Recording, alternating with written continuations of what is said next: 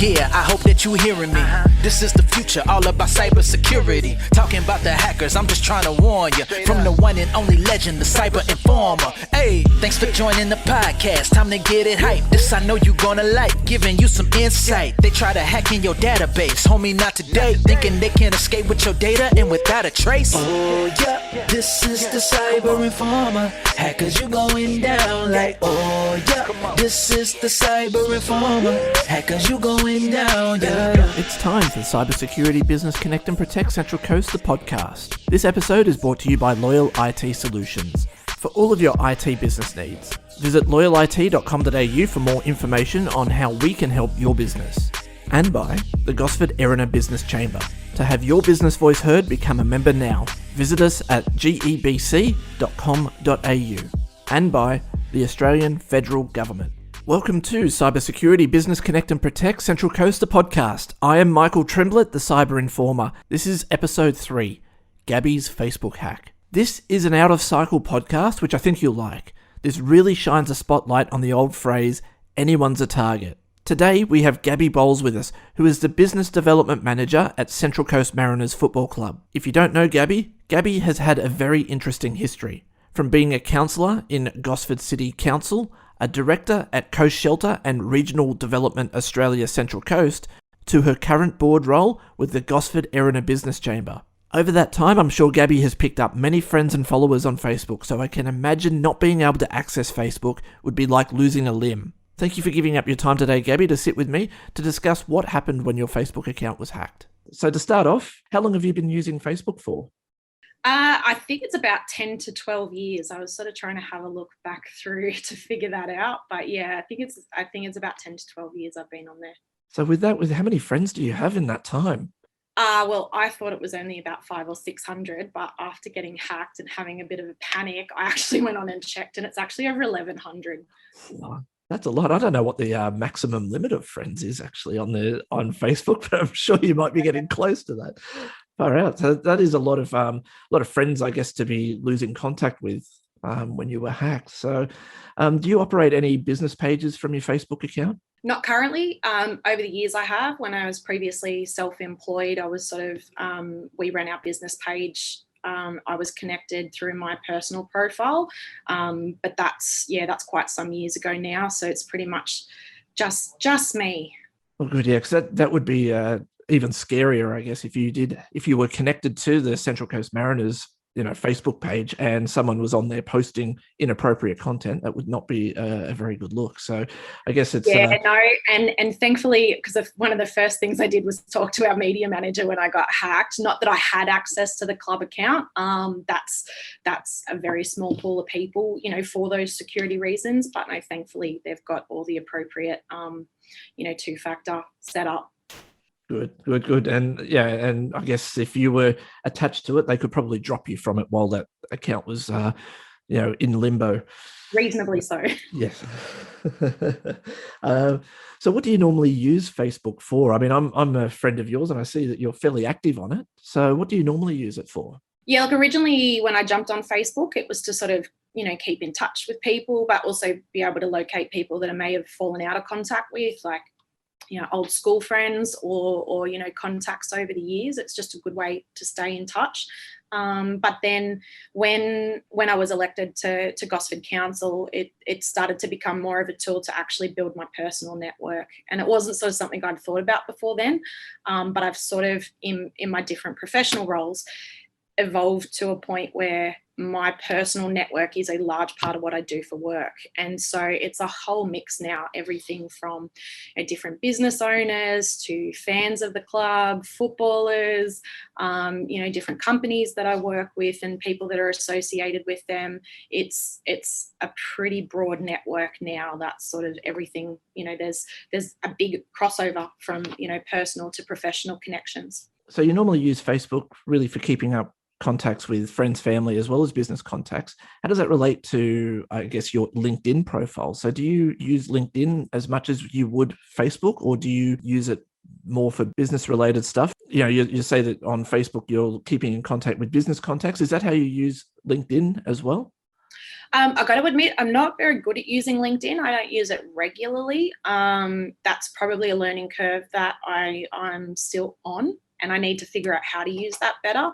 The types of contacts that I do have through Facebook are generally people that I've met in person. So if I've never met them in person, then that's probably, if it's a business contact, that's more likely I would have them through LinkedIn and manage that as sort of my professional sphere only. Whereas I know these days, I don't know about a lot of other people, but for me, there's a lot of crossover between people that I have a business association with, but I am also then friendly with socially. So they're the sort of people that I tend to be connected more with on Facebook. I do have a few friends on Facebook that I've not met in person, but they tend to be people that I am like more acquainted with through friends of friends, or there is more of a personal connection there. I definitely need to learn how to use LinkedIn better. Yeah, you and me both, I think, because I think that's a good separation, actually, because I think that I use Facebook and LinkedIn, now that you've said it, in a very similar way, where it's people that I've known in person that that I will have on Facebook, but LinkedIn could be a lot of random people that have kind of said, I think we should connect because our networks are similar. So that's that's a good separation, I think. And I guess it makes it even more important that if you don't have control of your Facebook, then you're going to lose contact with all of these people that you know in real life. Yeah, that was a huge panic point. So getting onto that then, so you were recently hacked about a month ago or so. You were hacked where you lost control of your Facebook account. Can you give me the circumstances where you realized you could not access your Facebook account anymore? Yeah, so it was a bit of a bizarre one. I actually, I'd taken 3 days annual leave to go up to Brisbane and watch the team play as a fan, not an employee of the club. And, was spending a couple of days up there with a few friends, and I was actually getting a flight home. And getting on the plane as you do, there was the last little check of social media and stuff, and bye Brisbane, thanks for a good time, and then put the phone into aeroplane mode. And when we landed in Newcastle, I've turned it off aeroplane mode and got a text message, which was a recovery code. So that was one of the security measures I had set up. I'm like, hang on, I didn't request this. So I just assumed that maybe one of the kids or my husband had tried to log on to a device at home that sort of had my presets in it, and it was a device that wasn't recognized. So I've sort of gone to the app on my phone. I did nothing with the security code, but I've gone to the app on my phone to try and get in, and I'd been logged out, which was really weird. So I messaged my husband. I'm like, have you tried to get into my Facebook? Which wouldn't have mattered if he did. We share everything, so it wasn't an issue, but he's like, no. And yeah, pretty much I tried to go through the recovery process that's pretty standard to get back in. But I noticed that when it was saying it could send a recovery email, my email address had been removed, and there was another email address there that I didn't recognize. So every time I was trying to reset it, the recovery code was being sent to this other email address. And so it was essentially, whatever. I feel like it was a bot that had accessed it rather than an actual person, that there was a program of some description. But yeah, it was pretty much being sent the recovery code every time I tried to get back in. Yeah, so then that was also compounded by the fact, I think, that you used an old email address to be able to log into your account, which you didn't have access to either. So any recovery codes were potentially not going there. And when you go through the Facebook recovery, which I think we'll touch on a little bit later on, it asks you for your old email address so it can send your recovery code to your old email or your login email, which you just didn't have access to. Yeah, no, we closed that about 12 months earlier. And I think there was a point where I went, I need to update this in my Facebook profile, but it wasn't easy, or I was hitting roadblocks where it wasn't, I just wasn't familiar with the, that sort of back end of Facebook and updating that email address. So I didn't bother. I was thinking, I had 2-factor set up within Facebook, which was fine if I was able to access my account from another device. But clearly this program or bot or whatever it was had actually logged me out of every device that account was logged into, and then changed the presets so that every time I tried to recover, they were getting notified. Yeah, That would be probably a pretty standard procedure as well, because there is an option within Facebook settings to go in there and say log out everyone that's not me. Yep. That's what they would have done. So, when you found that you weren't able to get in, what were your feelings? I guess, how did it make you feel when you realized that I can't get into my Facebook account? No one else has tried accessing it. Gee, what's going on? Type of thing. How does it make you feel when you found that out? I was really stressed. You feel exposed. I mean, many years ago, we had an issue of a hack on our business bank accounts, and we had some money cleaned out of our business bank accounts and had to go through that rigmarole with the bank of proving it wasn't us that had transferred the funds out and that the accounts had been compromised. Even though Facebook didn't have any financials connected to it, I actually started to realize how much I use it, whether it was Messenger or Facebook posting or whatever, as a tool. Like, we have a staff group chat in Facebook. I could not access that. And the fact, more so than the fact that I couldn't access it, the thought that somebody else potentially could access it. That was probably most concerning. I started to worry about identity theft. They have access to, all of my photos, photos of my kids, photos of my work. And while I realize when you post those things, they're on the internet anyway, people can still grab them. It was just the fact that somebody had, a different level of access to something. Full control over it all rather than you did. Yeah, definitely. And it was, with the posting of photos, there may have been some photos on there that you didn't actually have yourself. So if you were locked out of those photos, then potentially they could be gone. Yeah, that was huge. That was huge because, I've noticed that with my kids as they've got older. Some of my kids, their whole history of experiences and special events and stuff like that are largely, they're largely Facebook photos. And while we do have backups of a lot of them, some things that you just post in the moment, if you haven't backed up those photos elsewhere, that's a bit of an archive of, of your life and of your kids' lives and your family's experiences and stuff. The thought that I potentially couldn't get that back was pretty stressful. Yeah, that's a good point as well. It's almost like a timeline of your life as well as your kids' life that you've been posting. It's like almost having like the little pencil on the wall where you're kind of measuring their heights, but it's always, but it's, going back in the story, you can go back and actually see what you were doing, from your Facebook history. Yeah, a bit of a digital account of, what life's been like. So yeah, it was, that was probably my, they were among my primary stresses, the fact that someone had control of stuff and the thought that I might not be able to get it back. Yeah, that's scary. And it's almost like that invasion of privacy as well. It's almost like, if you've been broken into and someone's been in your house that you don't know, and it's like that kind of sick feeling that you get. Yeah, and trying to, it runs through your head, what's the motivation for this? Like, what's the point? Identity theft was something that was probably my primary concern. What if this person then, or someone is able to access this information and use it to create a version of me, whether it's to run up debt or make purchases or falsify documents, that stuff starts to run through your head, and that's pretty scary. And that's what the hackers who do this type of thing are after. It's after that type of thing, to be able to steal your identity to, make some money, really, at the end of the day. That's what it is. So just going back to your Facebook account, what security measures did you have set up on your Facebook account when it was hacked? So I had just the standardized password. And then also if my account was attempted to be logged in from a device that wasn't a recognized device, it would send a code. So that was the code that I received when I, turned my phone off flight mode. That was the code that I'd received. Was that a text message or was that an email?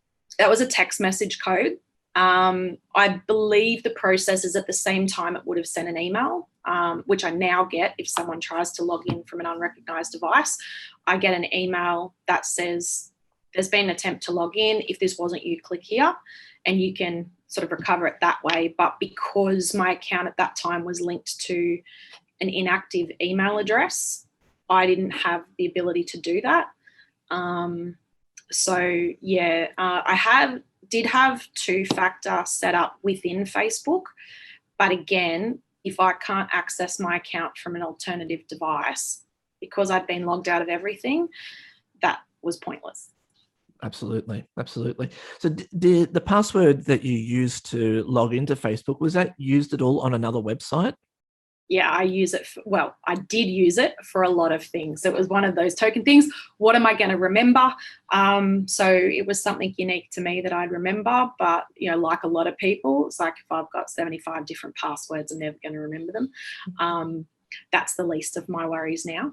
And I have a document that is stored securely that has new passwords and very unique passwords that I couldn't for the life of me remember off the top of my head. But yeah, that was an education piece that you took me through, and I've certainly learnt that lesson.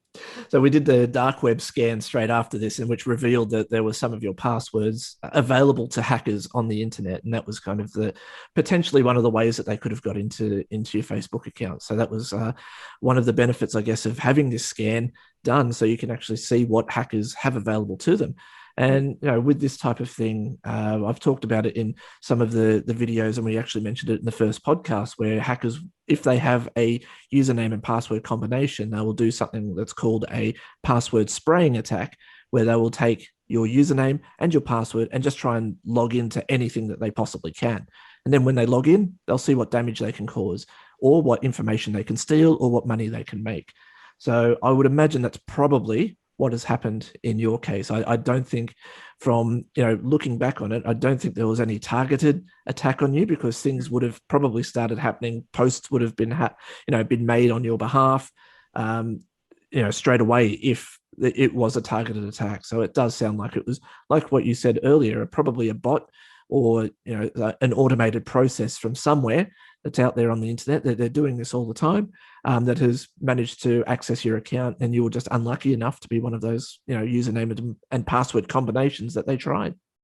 Yeah, I certainly think it could have been a lot worse. There was nothing posted to my page. That was one of the first things, is that my husband has a lot of shared friends with me. He pretty much posted immediately and said, Gab's account's been hacked, she's been locked out of it.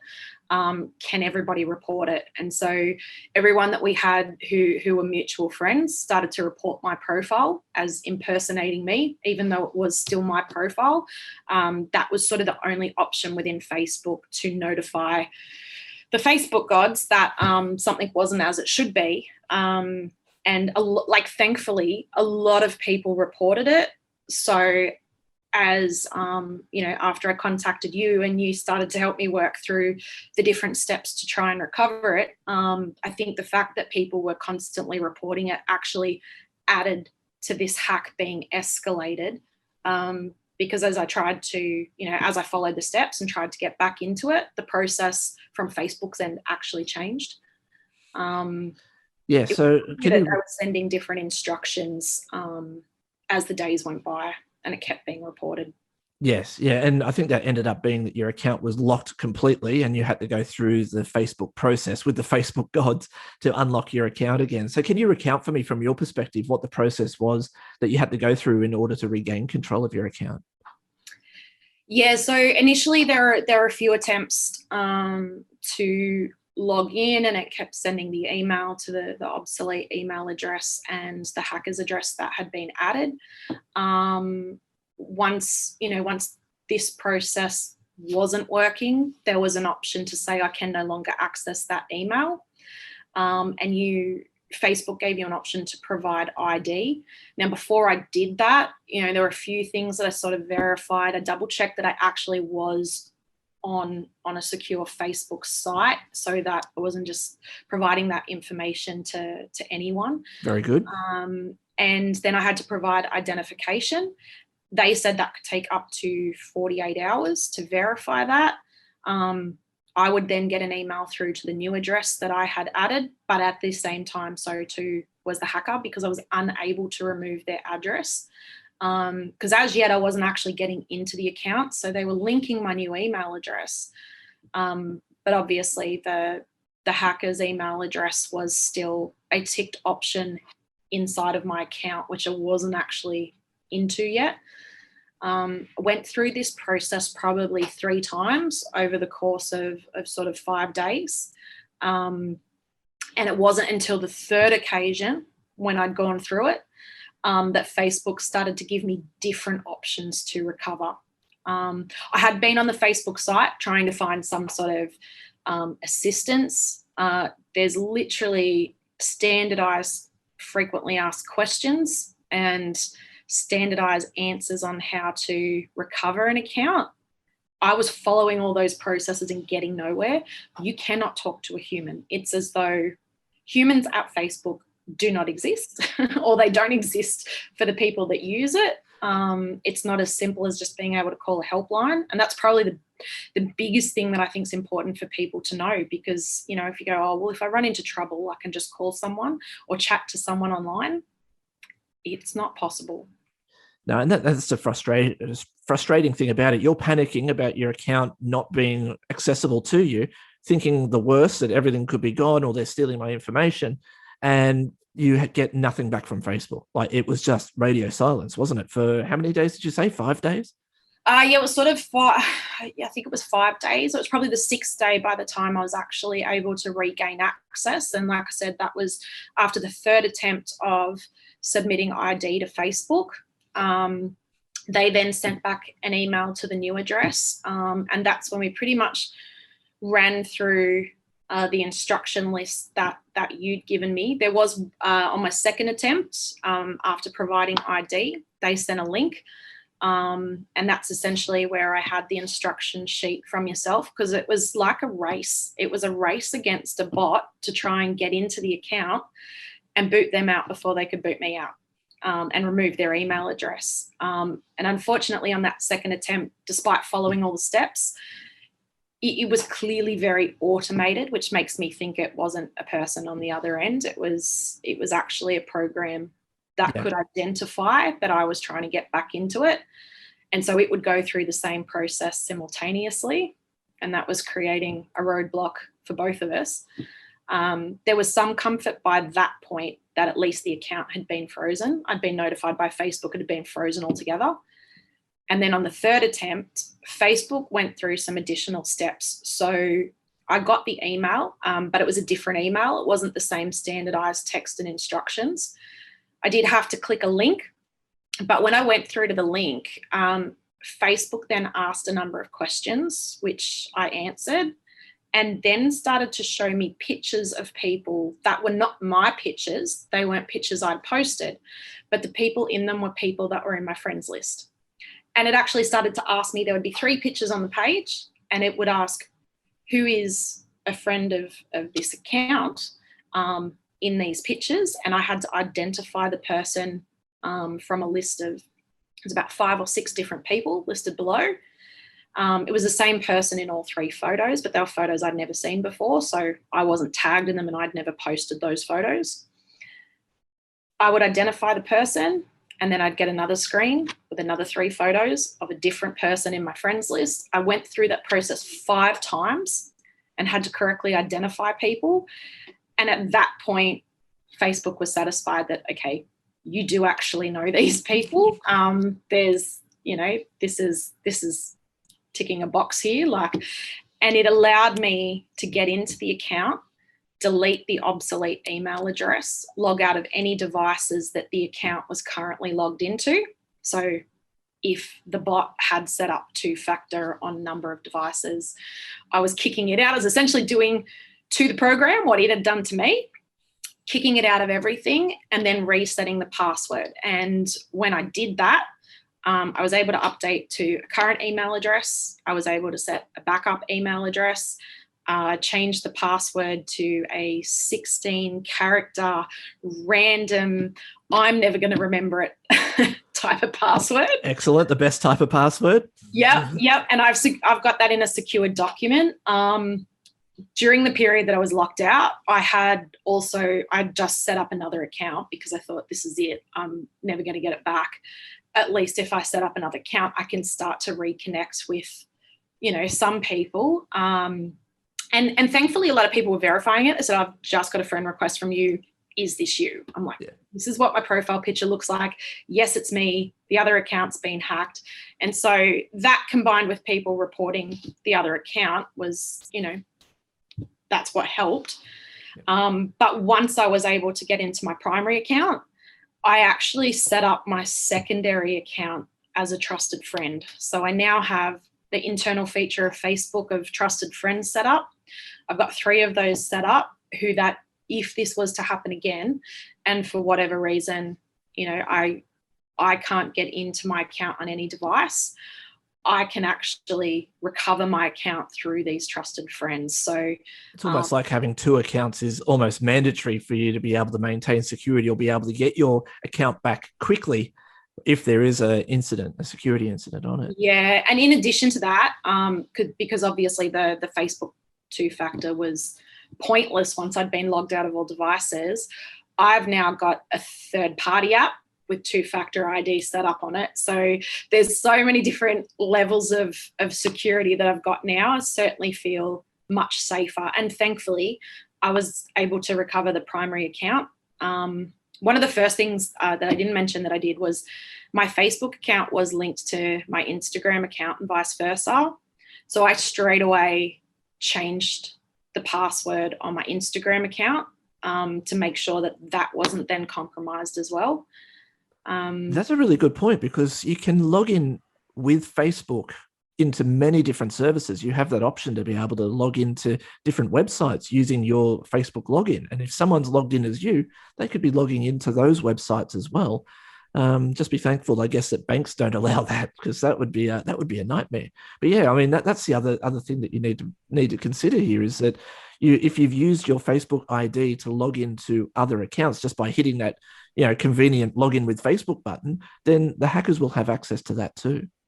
Yeah, and look, in most cases for me, it's sort of nonsense stuff. It's, I might buy hair care products online and use Facebook to log into their account and things like that. I don't store card numbers or anything like that within any of those accounts or on any of my devices. So I felt pretty comfortable that way. But the first thing I did was sort of run through a list of all of the critical accounts that may have the same password or maybe linked to Facebook, and essentially separated those as quickly as I could so that there was no risk of crossover. Yeah, no, that's a good policy to have in place. When you get locked out of something, you need to make sure you're thinking about what else could they have access to and go in there and secure those accounts as well. You did exactly the right thing. And then having the playbook, I guess, in it ready for you when you did get in, it was then a race. Get into the settings and you do this, and this, rather than just going into settings and going, oh, do I need to put this or put this on? But you just had the play ready to go and just went bam, bam, bam, bam, bam, and got it all sorted out. I'm actually impressed that with over 1,100 friends that you were able to identify the friends that they gave to you. Yeah, no, it was useful. Like some of them were relatives. Some of them weren't. They were people that I was connected with, but not necessarily super close to. Like it was a decent variety. But it was a very effective way to check that I was who I said I was, because a hacker wouldn't know those people. Yeah. Not sure how a bot's going to go and identify that, particularly given that they were photos that I'd never posted. So they weren't linked to my account in any way. The only connection was that the person in those photos was a contact. Yeah, and that's a really interesting way to prove that you are who you say you are. And, if you got too many of those wrong, I wonder what would have happened. I would have said, no, see you later. I don't even want to entertain that thought. So I guess after all of your experience there, do you have any advice for anyone listening that thinks they don't need to worry about their Facebook security and that it won't happen to them because they're not a target? Is there any advice that you might have for those people? Oh, look, I wouldn't have said there was any reason for me to be a target.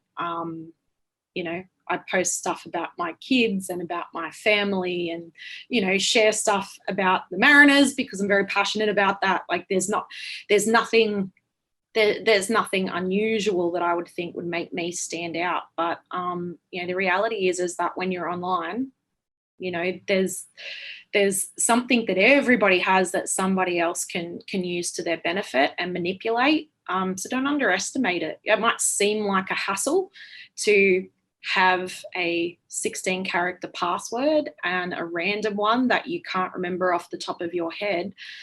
But when I think about the stress that I went through over those sort of 5 to 6 days, the potential of losing a network that I use for both staying connected with family and friends, people that are across the world, but also my business network that helps me do my job. Having a 16-character password and, having to securely store that somewhere else is not a big deal compared to that level of stress. And if I hadn't been able to recover the account. Yeah, absolutely. And, as you said, there's no reason for you to be a target on that, but, it could happen to anyone. If your details are released on the dark web, and not many people know if they are released on the dark web or not, then anyone's a target. And ultimately, if hackers get into any account, they're going to see what they can do. So is there any money to be made out of this? And that's ultimately what all of this is motivated by, is money. It's not about, causing you to go offline for a couple of days and we're just sitting behind the scenes having a chuckle that you're going through all of this stress. It's about looking to see, is there anything in this for me? Can I make some money out of this? Yeah, I think that's the thing for a lot of people to remember. It's not personal. And depending on people's degree of, IT knowledge or knowledge of using the internet and the web and how it works. Like, I know this is one, it's a conversation I've had to have with my parents who are perhaps a little bit naive. I certainly don't know a lot. I know a lot more than the generation before me. But certainly with, family and friends that are using it that might not be as aware. This isn't personal. In the vast majority of cases, this is an automated system that is just trying to expose your profile so that, like you said, they can use it to, get financial benefit for whoever's behind that program. Absolutely. I've made mention to this before, but it's been noted by a security expert that on a podcast that I listen to. He calls all of these scans that are taking place on networks and all of these attempts to log in to people's account, the internet background radiation. And that's kind of what it is. There's just scans. There's a whole lot of things happening on in the background that you don't normally, you wouldn't normally see because you're just going to your web browser or whatever else. But if you sat there watching the traffic that's entering your modem, you'll see that there are going to be scams happening from all over the place. If you're on Facebook's account, Facebook's admin servers, you would see that there are multiple failed attempts to log into accounts everywhere. And it's happening all the time. It's just that when they get that combination that works, bam, it inconveniences you and they could potentially be earning some money. So, and it costs them nothing. It could be anyone. It could be kids sitting in their parents' basement, hitting a button on something and walking away from it and then coming back and seeing what they've got. It's quite a scary world actually at the moment that we're living in. And this is why we hear about cybersecurity everywhere at the moment. It's important to make it a priority for everyone. So just from out of that, we'll just about wrap up this interview. Thank you again for your time. Is there anything else that you want to add that we may not have covered? No, not really. I guess just, thank you for your help. Even just being able to explain it on a more, a more detailed level, yet in layman's terms, because like I said, I'm not much of an IT person, but that was somewhat comforting that, someone with a more extensive level of knowledge and experience about these sort of things could sort of help step me through the process. I'm forever grateful for that, MT. That was huge. But yeah, certainly everybody just review your security settings. It seems like a pain in the backside, but technology is constantly evolving, and it's almost like the more it evolves, the faster it moves. People using it for the wrong reasons are evolving just as fast, if not faster. They're always one step ahead of the game. So don't ever stop learning about cybersecurity, because it is, and I think forever will be, an evolving space.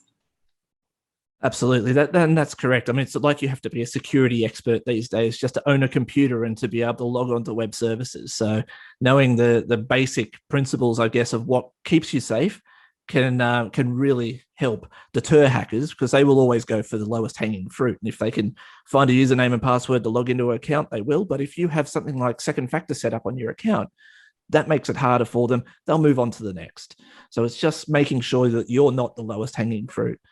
So that's excellent. All right, thank you very much for your time today, Gabby. Really appreciate it. And I hope the listeners out there will get something from this and perhaps implement some security settings on their accounts too. So there we have it. Gabby had implemented some of the security features that Facebook offered, but due to some of the settings being stale or immediately broken by the hacker, this made gaining control of her account much harder. The most frustrating thing was she could not speak to a person. The communication was all done via a web page. After submitting the report that her account had been hacked, there was radio silence for days. In that time, what was the hacker doing to her account? What if that Facebook account could update the Central Coast Mariners Facebook page? It could have been defaced with who knows what. And what would the outcome of Facebook's review be? It's a sickening feeling. I'm sure it's similar to the feeling that you get when someone breaks into your house. Your privacy has been violated by an unknown person. During the interview, Gabby also mentioned a bot. A bot is an automated program that all it does all day is try accessing accounts. Gabby's account was likely a drive-by attack, where the hacker just got lucky and the bot got in and kicked Gabby out. And this can happen to anyone without adequate security. For a full how-to video on locking down Facebook, head over to the Cybersecurity Academy. If you're not already a member, sign up at loyalit.com.au/academy. Coming up next will be the normal monthly episode, which will be about the essential 8 topic of daily backups. Don't miss it. Thank you again for listening. Don't forget to subscribe to the podcast using your favourite podcatcher and follow us on social media. Until next time, stay safe online. Oh yeah, this is the Cyber Informer. Hackers, you going down like, oh yeah, this is the Cyber Informer. Hackers, you going down, yeah.